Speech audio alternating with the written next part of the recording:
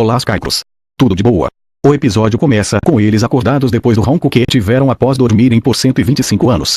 Daí aparecem as pessoas do santuário e prendem os nossos heróis. Aí depois de presos, papo vai e papo vem, então...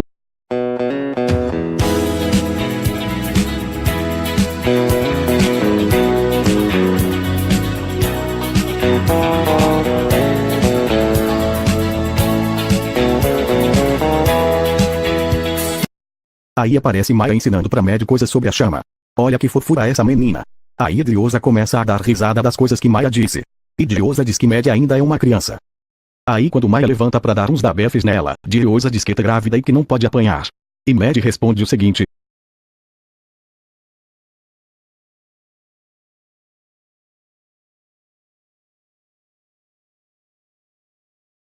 Turn down for what?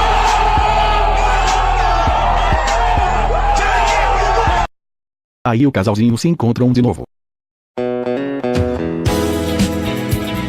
Depois Clark vai almoçar com o líder do sanitário. Que sanitário? É santuário. Foi mal, gente. Enfim, Clark tenta convencê-los a deixarem eles ficarem, mas eles não deixam. Depois Octavia aparece e dá um sacode em uns caras aí.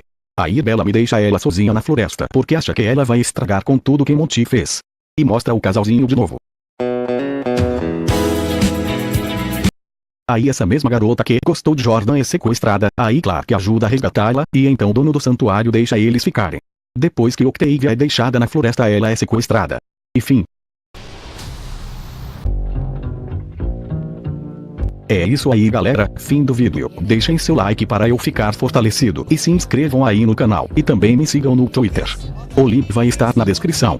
Um forte abraço e até mais. Skycro, valeu!